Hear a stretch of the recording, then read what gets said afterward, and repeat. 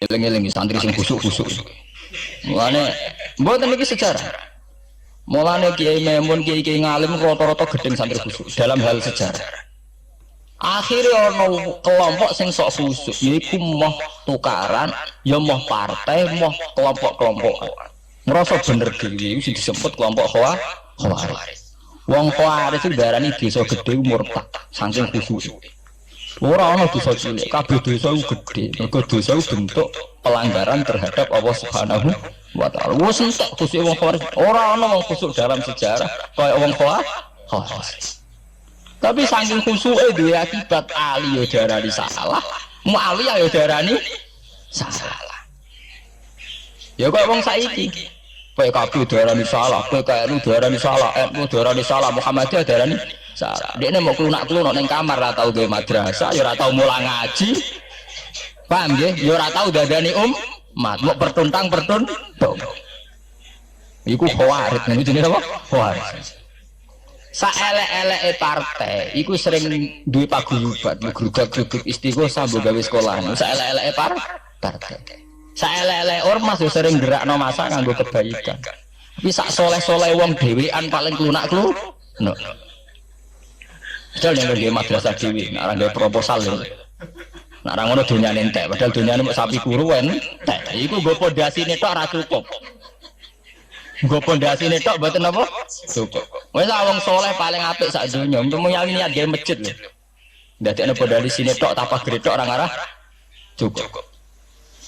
Ada sing rapati soleh lewat partai, proposal sana sini masjidnya dadi mewah, mbok dhuwit subhat, mbok haram, mbok abang, mbok ijo, mbok.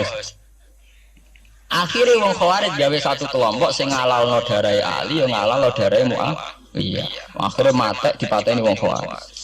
Sampai sekarang para teroris, para bom bunuh diri itu rata-rata berangkat dari orang yang sudah anti sama kepartaian, anti sama golongan, merasa suci sendiri, kemudian banyak terjadi bom bunuh diri dan sebagainya. Itu sejarahnya panjang. Memang sama gampang tapi urip.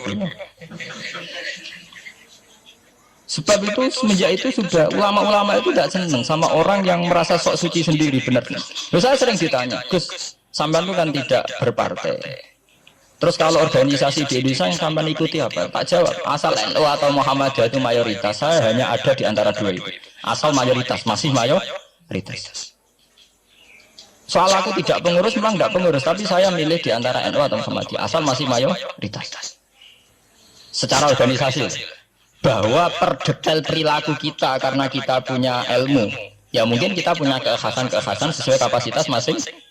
Tapi kita harus milih salah satu NU atau Muhammadiyah. Karena ya Nabi sering pesan bahiran muslimin wa man sadza fin nar alaikum bil jamaah fa inna yadawahi ma'al jamaah wa man sadza fin nar. Kamu harus ikut kelompok mayoritas. Kamu enggak boleh hidup sendiri. Wa man sadza fin nar, yang merasa benar sendiri masuk neraka. Ya kan itu tadi, ada madrasah karena dibikin kelompok NU. Nanti ada sekolahan modern yang menjadi izzatil Islam wal muslimin melawan wong Kristen atau wong fasik di sekolahan Muhammadiyah. Ngerono madrasah, ono turutan, ladar pencen, jasane wong NU. Ono sekolahan sing iso bersaing mbek non muslim wae Muhammad. Ya itu saja kita. Karena kalau tidak direduksi begini, kita akan ikut kelompok-kelompok kecil yang merasa benar sendiri. Misalnya kelompok-kelompok yang kecil-kecil sing aneh-aneh. Itu kan mereka lebih orisinil. Tapi saat orisinil kelompok kecil tuh luwih ngeri. Misalnya kayak kemarin ada kelompok An-Nazir. An-Nazir mungkin dia bisa ngepas no dawe Nabi yang sing rambutnya diping nih, sing tenggene japos bodone beda mek bodo kita.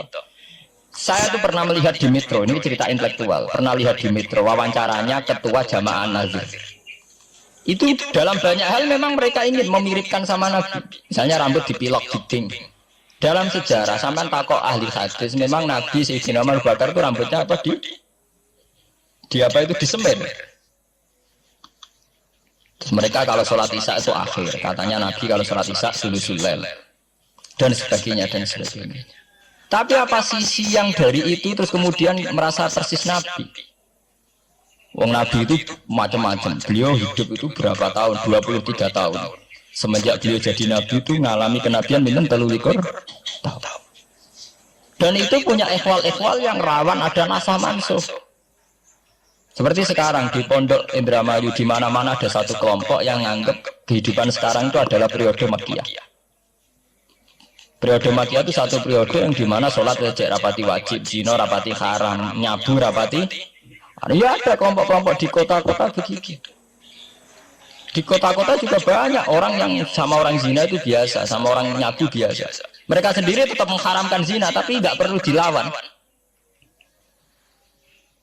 Sehingga polemik ketika FPI begitu ada yang mengatakan periode sekarang itu mirip Makkiyah, di mana kemungkaran nggak perlu dilawan, yaitu bil hikmati wal mau'izatil hasanah. Ada orang yang menafsirkan Islam sekarang itu sudah periode Madaniyah, sehingga kemungkaran harus dilawan. Yang kayak FPI itu yang anggap sekarang sudah periode Madaniyah. Lah itu kan artinya begini, semua itu toh mengklaim mirip-mirip niru Kanjeng Nabi. Masalahnya semua itu juga ngeklaim mirip-mirip niru Kanjeng Nabi. Terus kemudian ini cerita Malik ahli sunnah. Kemudian sejarah memanjang. Sausi Ali bin Muawiyah keok, Sayyidina Ali keok di putra Sayyid Husain. Sayyid Husain kon ngakoni pemerintahane Yazid teng Syam. Sayyid Husain boten kersa.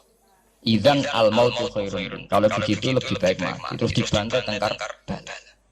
Bonus. Ketika dibantai di Karbala malah melahirkan trauma lagi. Wong Islam sing model tipikal Sunni tetap melok Yazid. Tipikal Sunni bukan Sunni, tipikal Sunni. Artinya melok Yazid wes ora usah dituntut dendam, malah ra ono bare.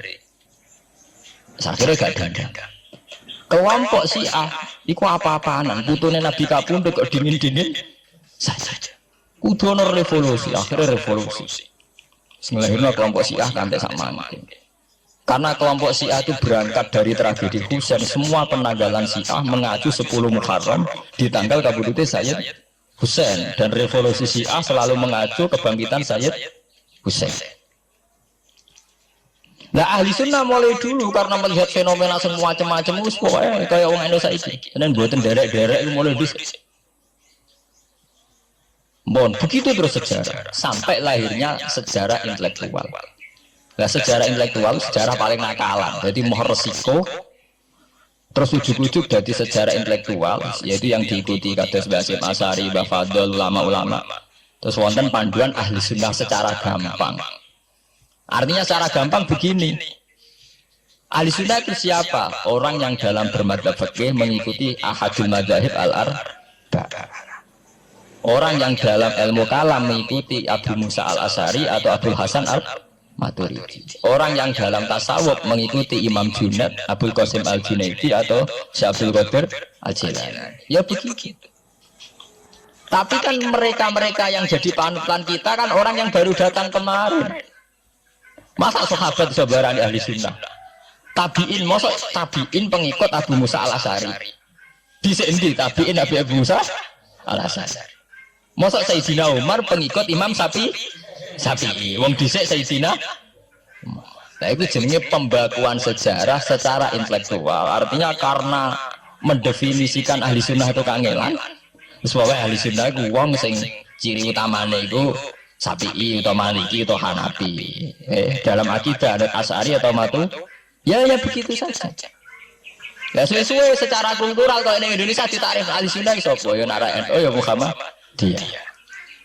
Karena Wahabi itu klaim ahli sunnah, sama jangan salah paham. Wahabi sendiri itu menurut konvensi internasional itu masih ahli sunnah. Ya. Dalam seminar-seminar OKI sedunia Wahabi itu masih kategori ahli sunnah. Muhammadiyah termasuk masih kategori ahli sunnah. Tapi kemudian ahli sunnah direduksi lagi. Ahli sunnah itu apa? Yang sarungan ketunan kunak-kunak ya napa? Ahli sunnah. Repot kan? Akhirnya secara global juga ta'rif ahli sunnah itu sapa? Sing ora jelas sikape. Lah nek Syiah sing wani Amerika, itu ta'rif itu berkembang terus. Kok kebetulan Syiah diwakili oleh Iran, mulai dhisik ciri utamane Iran wani Amerika. Enggak dong, Iran nanti di presideni Shah Iran. Shah Iran itu Pahlavi bonekane Amerika. Terus digoleng ambek monarkine Khomeini mbek ahli syariah. Semenjak itu Iran identik mbek wani Amerika dimulai zaman era revolusi sinten Khomeini. Badan itu Rafsanjani dia masih wani Amerika. Terus sak mangke Ahmad Binijad mulai riyen Iran kok diciri khas sebuah negara yang wani napa Amerika. Wani tenan Flores pokoknya jadi sejarah. Dene wis duwe sejarah ciri khasnya wani napa? Amerika. Nah, sesuai jadi tarif. Pemerintahan Sunni piye? Sing balane Amerika, dalah Arab Saudi balane Amerika. Lah sing Syiah sing wani. Lah sesuai tarife itu kan. Misalnya Amerika runtuh sing kuat Cina. Lah itulah kehidupan intelektual. Kehidupan intelektual itu akan selalu berkembang. Dan kita sebagai ulama, sebagai orang yang ngerti Quran harus membaca itu terus fenomena itu, fenomena pergeseran-pergeseran itu. Ya sampai nak menangi, jenenge kiai ra keturunan koyo muruah. Ya menangi ketika ra keturunan dimulai tradisi PBNU sing suka kiai di Jawa mesti anak buahnya PBNU. Lah genge sing Jakarta ora tau keturunan, kewakok. Lah takano bahasa Agur, jenenge riyen kiai jajar wedok UF. Suwe-suwe olah-wali zaman ketuane kiai rak PBNU. PBNU ini jajar-jajar Megawati. Sering metuki samu wedok do salah, nyoro sing kiai desa. Dikritik wa atasan. Ora dikritik keyakinane dekne ora pas kiai jajar wong wedok ora lara. Ya itu zaman mesti begitu. Kiai desa ngrasa nak lunga ora keturunan UF, ketuane kiai ning Jakarta, ora ana sing Orang ana sing keturunan. Cara desa kiai jagoan mbek wong wedok iku ketuane kiai sing di Jakarta. Ya ora trimo jagongan, koalisi. Ya itu kehidupan intelektual. Kita harus lapang dada berani membaca itu. Itu fakta. Kowe ora usah dadi khawarij karena kecewa terus dadi napa? Khawarij. Kecewa Pak Hasyim Asy'ari, kecewa Gus Dur to dadi khawarij klunak-klunuk mbek gremang-grem. Tidak bisa. Kita harus gentleman sesuai dawuh Nabi ilzamu jamaahirul muslimin wa man sadza finnar alaikum bil jamaah fa inna yadawu ma'al jamaah wa man sadza finnar. Ngene kula umpama partai nggih milih sing gedhe, ormas nggih milih sing gedhe. Bukan oportunis ya milih yang itu. Kok sing cilik-cilik malah bulet ngono ngaten. Paham? Mungkin yang cilik itu benar tapi bulet. Cara bahasa ini derek mainstream saja, yang umum-umum saja. Nah, kalau kiai yang butuh lumah rakyat kira keturunan. Umum wong piye ge wae umum wong. Kalau niku khusus umum wong sing ringan-ringan saja, sing umum saja. Itu tadi ya. Karena sejarah ahli sunnah sendiri itu sejarah yang disederhanakan oleh proses intelektual. Kalau baleni mari. Sejarah ahli sunnah piyambak itu sejarah yang disederhanakan oleh proses intelektual. Ini kemudian ada tarikh ahli sunnah itu sapa wong sing cara bermadzhab mengikuti ahadul madzhab al-arba. Cara bertasawuf mengikuti Abdul Qasim Al-Junaidi, ya. Cara bertauhid atau berilmu kalam nganggo Abu Musa Al-Asy'ari atau Abu Hasan Al-Maturidi. Tapi mana ada tarikh itu zaman Nabi, Nabi ora menangi periode ini Abu Musa Al-Asy'ari, ya ora menangi Abu Hasan Al-Maturidi. Zaman itu mau ngoten tok. Ahli sunnah sinten ya Rasulullah. Ma'ana alaihi yawma wa ashabi. Ya wong sing anut aku lan anut sahabatku. Alaikum bisunnati wa sunnatil khulafair rasyidin al-mahdiyyin. Kowe anut aku lan anut khulafair rasyidin. Iya zaman Abu Bakar enak ketuane sitok. Tunggale zaman Basim Asy'ari enak karo anut Basim, nak era putu. Jare sepuh ya putune, jare sitok iku ya putune, iku ya putu. Angger wong ya putune. Kula ereng wonten kiai alim wali teng Jawa Timur. Niku anak putune iku ora bangga. Mergo wong ya putune. Lho nggih to. Misale Basim Asy'ari kiai top. Nah Basim sik dhewean kabeh wong menapa dawuh Basim. Era anak rek 6 5. Lah nek era putu karek ngitung kan. Nah anak 5 dan anak 5 anak putune wis sale. Putune madhabe beda. Wong kula mondok sarang dia menangi, istilah sarang dia ini Bani Ghazali, madrasah sarang namanya madrasah Ghazaliyah. Era Mbah Ahmad Bani Ahmad, era Mbah Zubair Dugdeng, alim terkenal istilah Bani Zubair. Samangke pun donten malih. Putrane Mbah Zubair itu banyak. Ya, putrane Mbah Zubair banyak. Nah, kebetulan yang punya nama besar Ki Maimun. Ya ada sendiri Bani Maimun, yang satu Bani siapa Bani? Ya sama Mbah Zubair. Tapi era anak kan sudah beda kan? Lah Basim Asy'ari nasibnya ya nanti kayak itu. Beliau satu dulu masih tunggal, wong mesti daerahnya Basim Asy'ari. Era putu. Gus Dur ya putune, Lili Wahid ya putune. Anake Ki Wahid piyambak pinten. Urung anake Pak Yusuf Hasim piyambak pinter. Lah nek oh pirang-pirang kabeh ketika tukaran alasan aku ya putu iku ya putu. Sing dinggo genderane bae. Dan nggih kula cerita, Mbah Batu Ampar, Samsudin Batu Ampar wali terkenal. Ya wong dadi putune ya bangga, tapi saiki putu-putune ora bangga. Muga anggere wong ya putune. Lah anak sebagian anak sing seneng wayo, ora anggere wong putune. Wong di antara griyane sing seneng wayo. Anggere wong ya putune. Ini masalah-masalah yang itu tadi ya. Kemudian ada persederhanaan intelektual. Kayak masalah ahli sunnah itu. Sing anut Sayyidina Ali jari anut sahabat, sing anut Muawiyah jari anut sahabat. Termasuk sing anut Ibnu Abbas, sing anut Abdullah bin Umar. Di mana dua sahabat ini dalam posisi orang melok-melok. Makanya kayak saya, kayak ulama-ulama rata-rata mengikuti mazhabnya Abdullah bin Umar. Karena saat ada konflik Ali Muawiyah, beliau itu bersikeras orang melok-melok. Beliau tetap mengajarkan sunnatul Rasulullah tanpa berpihak kelompok.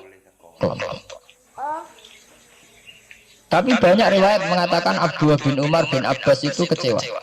Hanya kecewa itu getun dia ramel-melok. Ya karena itu tadi, ketika ada dua pilihan ramel-melok itu ya terus repot. Nggih sampean saiki pikir mawon.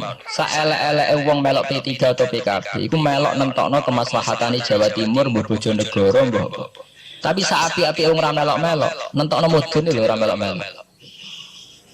Sehingga ada mazhab ahli sunnah sing majibno wong kudu melok-melok. Karena saapi-api wong ra melok-melok itu ndak ada yang dikaryakan, nggak ada yang dipekerjakan. Nggih, misalnya taruh saja misalnya sampean melok PKB atau P3 atau melok PAN. Saelek-elek melok itu mesti melok mikir nasib bangsa. Tapi saapi-api ra melok-melok ora ono sing mbok lakoni.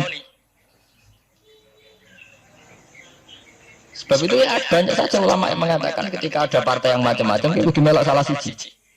Bukan apa-apa ya nganggo perhitungan amal. Kalau ulama ya pakai perhitungan apa? Amal.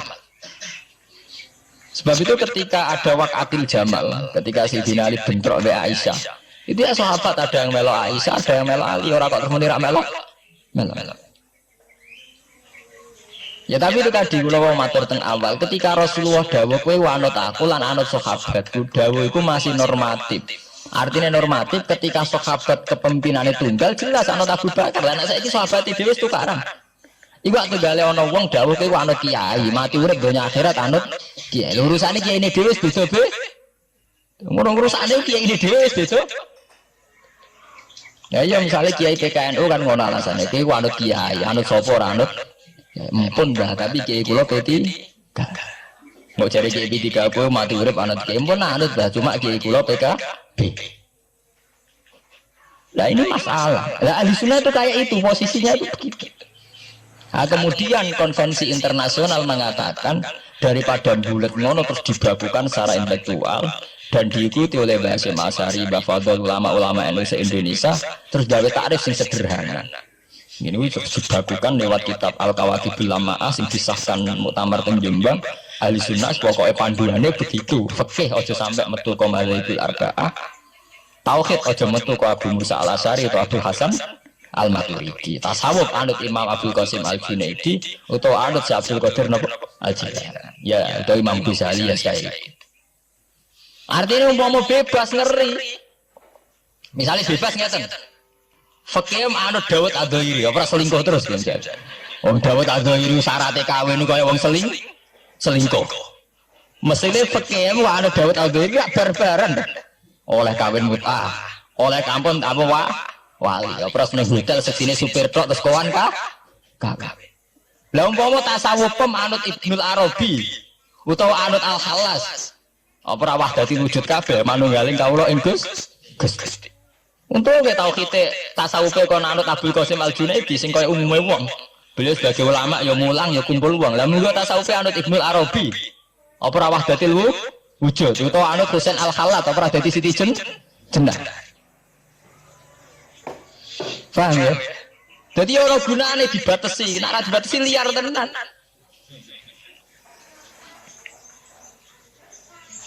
Paham ya? Ini masalahnya bandingannya ekstrim. Misalnya fakih kok kaya anut Dawud Adzairi. Kaya apa? Nak kenaan ngomong sing mut'ah. Malah nang ngaji mu'in Wahab anggar nyritakno syaratnya kawin nganggo wali, khilafan di Dawud Az-Zuhairi. Nganggo syahid ya khilafan di Dawud. Kok cek dendam ulama-ulama beda ta diri. Syaratnya kawin kok gampangnya kok. Paham. Lah santri dendam mek madzhab dhewe mergo syaratnya kawin santri kudu nglibatno bapake wali. Lah kadang bocah wis pacaran bapake ra setu. Jadi santri rata-rata nganti-nganti Joko tuwa yo korban madzhab Syafi'i. Mergo bocah wis gelem bapake ora gelem. Lah bapak ning gone fikih Syafi'i dilebokno rukun. Dilebokno napa? Rukun. Angel langkane. Lah ya ahli sunnah itu terus disederhanakan. Kulo nggih matur nuwun ya. Saya pikir kados Basim Asari, kados Mbah Fadl, Ki Memun, Ki yang alim riyen Mbah Maksum, Bali Maksum yang bertanggung jawab terhadap proses kesederhanaan ini. Tapi kita harus terima kasih.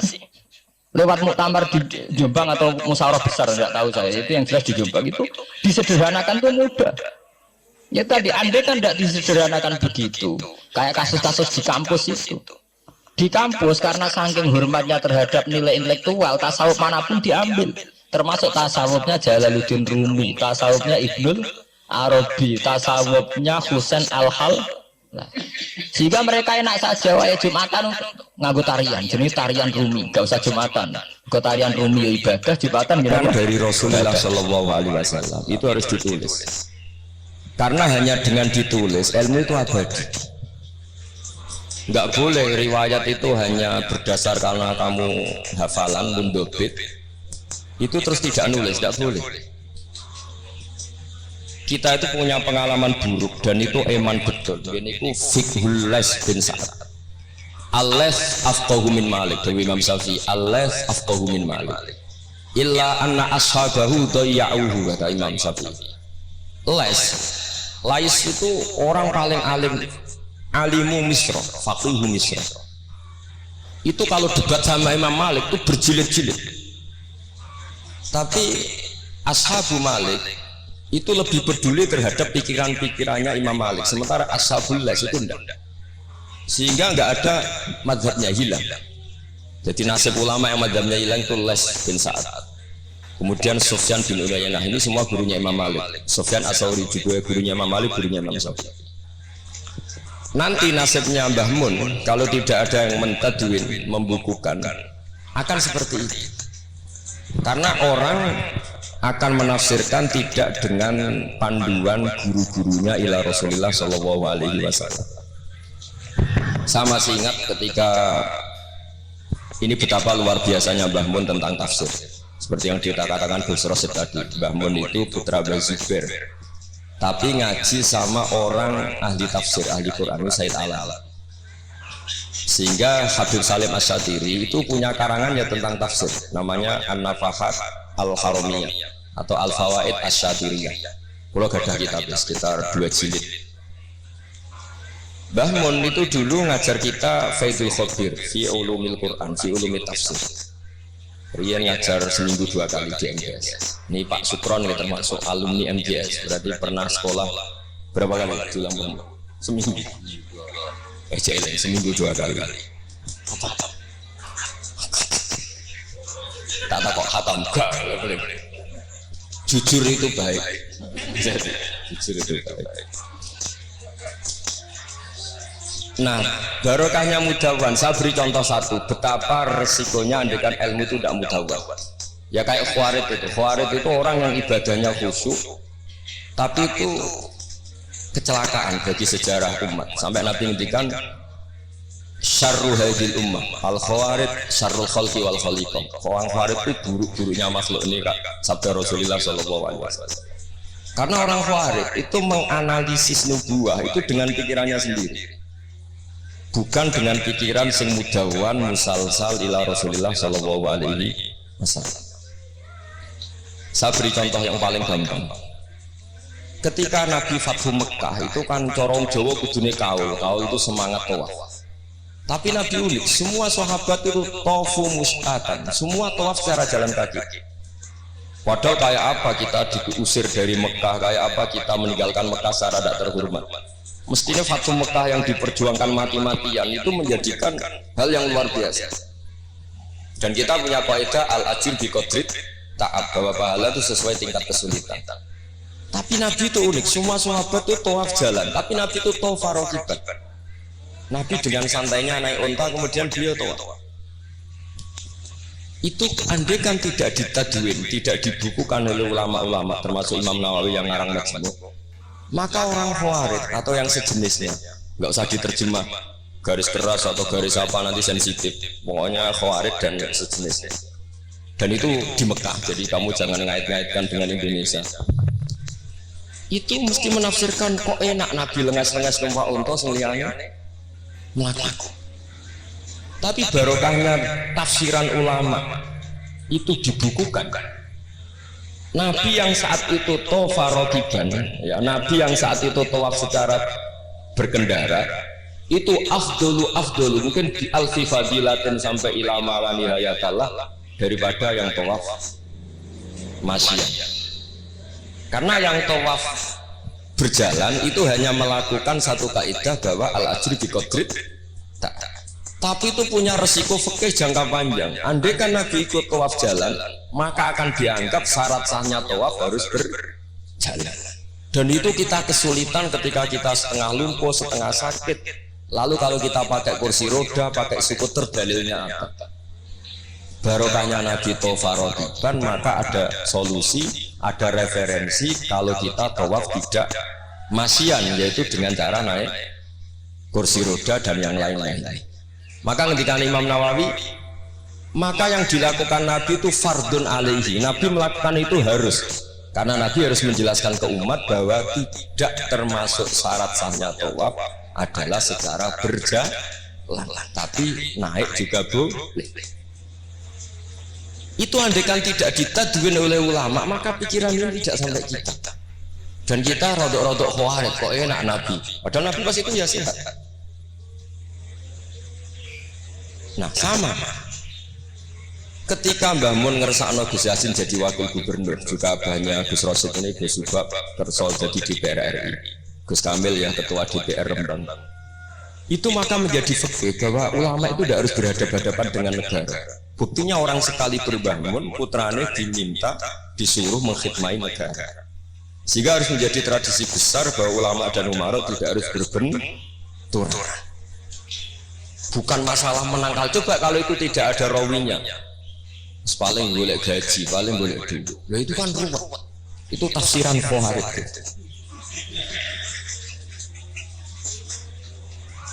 Jadi, saya itu punya sanad mutasil. Saya berkali-kali ketemu banyak Gus Rosid, beliau juga guru saya, Gus Subab, semuanya. Itu ketika beliau menolak itu Mbah Mun maksa. Gus Kamil dulu pertama disuruh jadi DPR ya menolak, sampai pernah transit di dalam saya di Jogja itu 3 hari. Dan Mbah Mun akhirnya sampai duka harus mau. Tapi lama-lama kita tahu bahwa beliau ingin menyelamatkan Indonesia, bahwa Indonesia nggak perlu dipertentangkan antara ulama dan umat. Nah, itu harus terus. Karena kalau kita ingin versi tertentu, pasti Indonesia itu chaos. Chaos itu ya chaos. Guru hara, kalau guru hara terjadi sabkut dima, pengaliran darah yang dosa kita. Makanya Mbah Mun sering cerita ke kita, saya tidak pernah bilang saya ke kita, semua santrinya levelnya sama, karena sama-sama dengar. Bedanya lali beeling gitu, ambek paham sama tidak paham. Sebetulnya saya ingin bilang saya, karena saya berkali-kali khasoni bidzalika syekhuna, tapi kita semua sama-sama mutawatir sama. Fiqhus siyasa atau fiqhul imamah atau fiqhul khilafah, terserahlah bahasa Anda. Itu juga harus diwariskan. Sehingga dulu sama tak cerita, dulu yang semi-semi Khawarij itu ya sudah banyak. Wah Nabi itu harus ngomong akhirat terus, masa Nabi jabat. Oke, dari segi jabatan itu duniawi, kesannya buruk karena jabatan itu duniawi. Tapi kalau dibalik, atardo ayyaku nasolihu tahta yadidzalim. Kue ridho kalau orang-orang yang nggak sholat, gak cewek, gak istinja, mimpin wong sholat. Jadi harus dibalik, harus membolehkan orang sholat yang mimpin orang dolim, jangan dibalik. Wong sholat bukan yang masjid kabeh wiridan kabeh dipimpin wong Dolim hanya karena kamu mengharamkan politik. Jadi orang itu harus ngerti. Makanya ketika beberapa nabi itu harus kita tahu, ada nabi yang ngaji terus kayak Nabi Yahya, Nabi Isa. Ada yang nabi yang seumur-umur pejabat kayak Nabi Dawud, Nabi Sulaiman. Kamu boleh niru Nabi Dawud Sulaiman jabat, tapi nggak boleh meniru istrinya 1000. Itu 4 saja masalah gitu. Sitok wis kudu pegatan ya gara-gara rai-rai gak meyakinkan kan satu aja. Tapi itu tidak saya loh. Jadi sampai Allah menurunkan ayat am yahsuduna nasa ala ma atahumullahu min fadl faqad ataina ala ibrahim al-kitaba wal hikmata wa atainahum mulkan azim. Jadi ada orang-orang soleh yang oleh Allah disebut bahwa mereka itu jabat. Gini ku alu Ibrahim. Ada banyak lah orang-orang soleh yang jabat. Mereka adalah orang-orang yang tak kasih kitab, tak kasih hikmah, tapi ya wa atainahum mulkan azim. Ketika Mbah Hasim di putra Gus Wahid jabat, dulu Mbah Wahab Hasbuwah dia anak Gus Wahid juga jabat. Mbah Mun punya putra Gus Bab, abahnya Gus Rosid dulu ya di PRRI. Gus Yasin wakil gubernur. Ini kita sebagai muridnya Mbah Mun bukan melihat urusan jabatan, urusan bahwa kita ikut berbakti sama negara. Makanya ketika Mbah Mun kapundhut hari Selasa tanggal 5 Dzulhijjah, itu saya masih ingat betul ketika itu saya di dalam ada Gus Subab, ada Gus Naji, ada Gus Kamil, ada semua. Itu mereka itu kelihatan apa ya, masih nggak sadar kalau abahnya wafat. Kelihatan senang. Senangnya itu karena mereka menyaksikan betapa yang diinginkan Mbah Mun itu kesampaian. Beliau-beliau ini cerita, Mbah Mun itu cerita gini, Cung, aku nak mati Jumat, berarti aku wali. Nak mati Selasa aku ya wong alim. Jadi berarti beliau itu milih jadi orang alim. Jadi dia relax. Terus ada beberapa apa ya uang atau apa. Kata beliau sama Gus Subab bilang ke Gus Subab, bab dia aku nak teko balekno, nak teko bagi anak-anak. Jadi semua dipersiapkan. Begitu mudah beliau melihat kematian, melihat kapundhut, melihat seringan. Karena kerinduan seorang wali atau orang soleh kepada Allah itu rindu sekali. Dan ini kita harus punya riwayat, dan itu menjadi fikih besar. Nggak boleh kamu pakai fikih khawarij. Kiai kok jabat, kiai kok kedunyan. Misalnya untuk kiai wong soleh orang oleh kedunyan. Terus lagi wong sholat, duwe wong ora sholat. Kowe ridho. Wong sholat, duwe wong ora sholat. Mergo sing sholat kok kon marah. Jadi nak fikih aja fikih khawarij. Fikih sing bener maca majmu'. Nak ra iso maca jerone maca judule. Ya jangan. Mungkin faktor ini Pak Sukron, karena dia di Mekah lebih terkenal ketimbang Mbah Mun.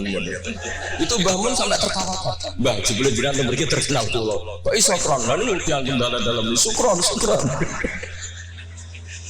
Ya jadi Mbah Mun punya murid ya macam-macam. Ada yang kayak saya, ada yang kayak Pak Sukron.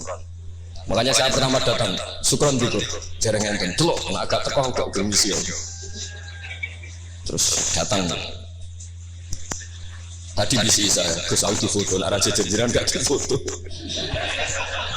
Terus aku bilang gini, saya itu kalau di mana-mana sering jejerong putih lagi, jejerong ireng ya. Semoga ini kafarahnya saya jejerong putih-putih. Jadi saya teruskan lagi ya.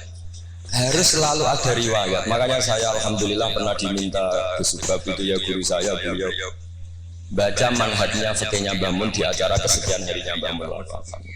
Karena saya masih ingat betul ketika di Medina saya sering digandeng Mbah Mun. Sholahuddin Al-Ayyubi nganti pintere ngono iku jarine mergo murid Imam Ghazali. Tapi jarine hak muridé putu murid. Terus saya bilang putu murid ya impun nanti kula hitung nak murid mboten pas. Mboten tok waktu. Yes putu murid. Karena saya pernah di masjidnya Sholahuddin Al-Ayyubi di mimbarnya. Itu futuhatnya itu sekitar 815. Jadi kalau tak hitung Imam Ghazali lahir 410, 450, wafat 505, kayaknya betul nana. Oh ya, senang ono putu. Itu beliau punya konsep mengalahkan pasukan salib. Itu yang dipakai itu kitab Ihya. Itu singkat cerita beliau nyuruh jaiku golek ya. Tak cari, ketemu terus tak tasihkan beliau itu sing tak maksud ya. Itu Imam Ghazali begitu fasih cerita tentang penyusunan kekuatan. Dan itu logikanya sederhana sekali dari sesuatu yang jibillah, yang normal. Misalnya begini ya, al-insan abdul ihsan. Bahwa manusia itu pasti menjadi budaknya kebaikan. Hitung saja sekarang misalnya begini, kita jadi orang soleh, meditera karuan, gremengan sinis. Yang ini orang fasik, senyum, lomo, api-api. Kira-kira orang netral itu kalau jagungan ke kamu apa ke sini? Yang lomo, yang nyaman kan? Sehingga orang boleh mengatakan ketika ngarang fikih, senyum itu sunat di karangan fikih. Tapi di aplikasi nyata tidak bisa.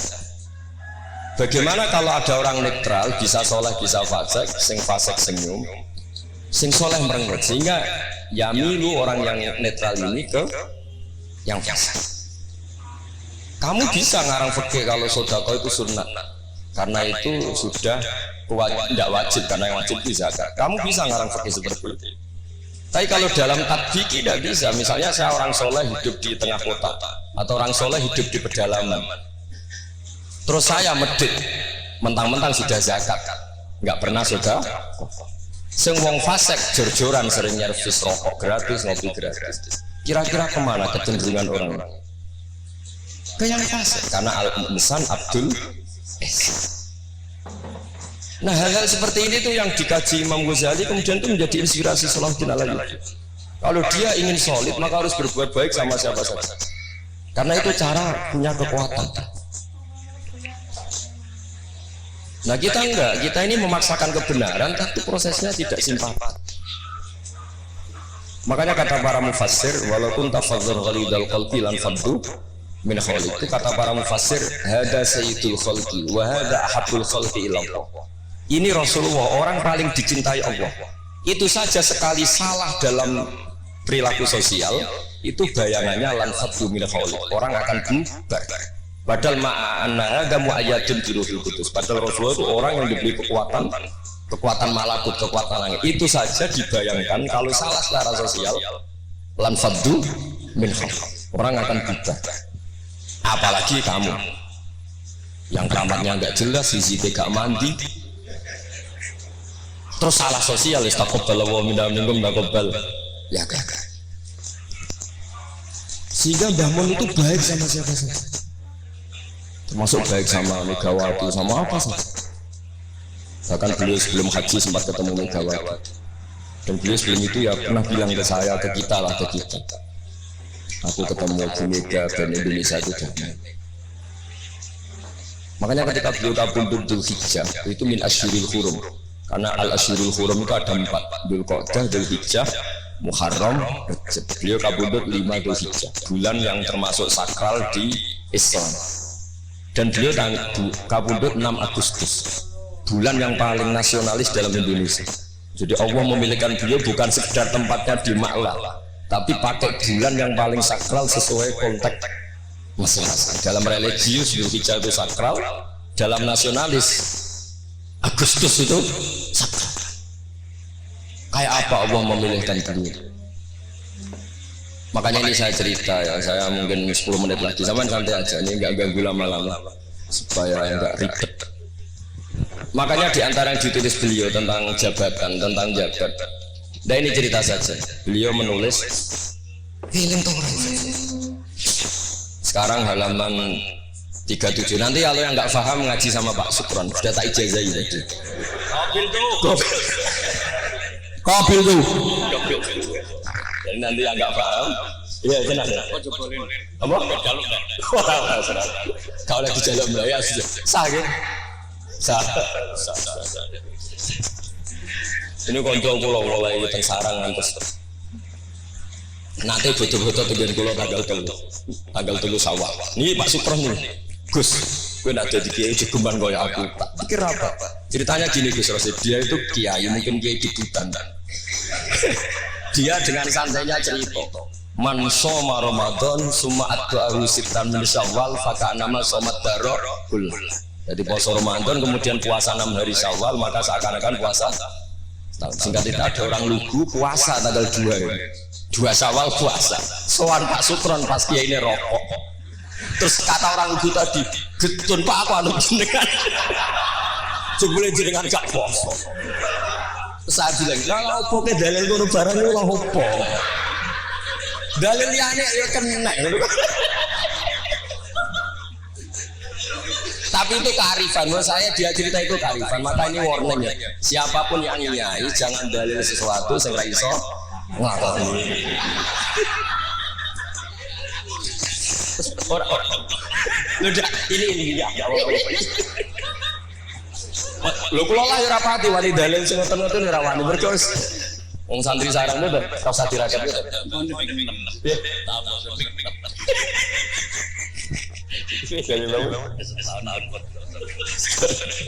Memang ini didikan sarang yang keterusan. Mbah Mun itu kan mengharamkan santri dirakat. Ya santri ora usah dirakat. Santri sarang ora usah dirakat. Mondok sarang tok itu istirahat. Nang yo banyu lewasin. Kadang ate ning WC yo iku ning lembak-lembak. Wis banyu asin gone sesekan ra duwe wis suwara tenan ngono. Jadi ra usah tirakat wis istirahat. Jadi saya ulang lagi ya. Al-fiqhu fikih itu harus mudah. Saya yang sudah kecelok alim saja itu sering nggak tahu kalau itu tidak ditulis oleh ulama-ulama kita. Kayak tadi, kenapa Nabi tofa rokiban? Padahal Nabi juga yang mengajari al-ajru bi qadrit ta'ab. Andai kan Nabi tidak tofa rokiban, maka kita akan kesulitan nyari referensi bagaimana hukumnya tawaf pakai kursi roda. Barokahnya Mudawwan dianalisis oleh Imam Nawawi dan seterusnya bahwa Nabi tofa rokiban adalah wajib bagi beliau untuk memberi pelajaran bahwa itu sah. Coba kalau nggak ada penjelasan itu, mungkin orang menduga-duga Nabi ku piye dipek menangin dewe, khawarit sebenarnya. Dan itu harus ada yang dicoba. Sama seperti Nabi Dawud, Nabi yang jabat, Nabi Sulaiman, Nabi yang supaya jabatan itu tidak tunafis solafiyah, bahwa jabat itu tidak berlawanan dengan kesolehan. Katanya banyak orang soleh yang tentu yang nggak jabat lebih banyak. Salah satu film kalau Pak Sukron dia soleh tapi buatan jabat, cuma soleh sampai kuat ngantai kapan ya roh. Nah sini yang halaman ini terakhir, masih 7 menit, 37. Hada summa idza nazarna ilal adarisan. Kula waca. Bismillahirrahmanirrahim. Wal mamlakatani al ukhrayani allatani mazalata qaimataini ilal yaumani al mamlakatal hasyimiyah al urduniyah wa mamlakatal maghrib tawallahuma al hasaniyuna aidan. Artinya Mbah Mun cerita bahwa banyak orang-orang soleh bahkan min dzurriyyati Rasulullah sallallahu alaihi wasallam dan mereka jabat jadi raja, yaitu pasnya di Maroko adalah rajanya Al-Hasani, apa? Hasani. Juga di Ordon, di Jordan itu rajanya Al-Hasani. Intinya Mbah Mun mau ngendikan kamu jangan anti jabatan. Banyak orang-orang soleh yang jabat, bahkan bukan sekedar soleh tapi itratu Rasulillah, al-itra at-tahira, itratu Rasulillah sallallahu alaihi wasallam. Ini dan beliau menulis itu. Wal mamlakatani al-ukhrayani allatani mazalata qaimatain ilal yaum. Ini al-mamlakatal hasyimiyah al-urduniyah wa mamlakatal maghrib tawallahuma al-hasaniyah. Hada summa idza nadarna ilal adarisah. Adarisah itu Sayyid Idris. Sayyid Idris itu Al-Hasani ya. Jadi Al-Hasani yang paling populer di Maroko namanya apa? Al-Idris. Makanya disebut Adarisah. Yang juriyahnya Al-Idris disebut apa? Adarisah. Yang bermadzhab Hambali disebut Hanabilah. Summa idza nazarna ilal adarisa wajadna anna ba'dhum wasalu ila sultanah war riyasah faqad sabaqa an assasa Sayyid Idris bin Abdullah daulatan azimatan fil maghrib wa nudiya bis Sayyid Muhammad As-Sanusi malikan ala Libya. Jadi ini ya saya mau cerita Mbah Mun itu satu khazanah besar melahirkan murid-murid yang alim alamah wa banyak sekali tidak bisa dihitung, melahirkan murid yang bahkan putra yang cakap politik banyak. Siapa yang nggak ngaku alimnya Gus Najib? Siapa yang nggak ngaku fleksibelnya Gus Subab di jabatan Gus Kamil? Itu nggak bisa terhitung. Makanya ini khazanah besar, nggak usah dibentur-benturkan. Ada yang nekuni alim, ada yang nekuni jabatan. Semua itu untuk li'ilain apa? Kalimat. Jadi ini nggak ada. Wonten sing ana karo Pak Sukron sesurip wae, menengah urip wae. Tapi tadi sudah tak ijazahin. Nanti pokoknya ini kalau nggak paham tanya Pak Sukron. Assalamualaikum warahmatullahi wabarakatuh.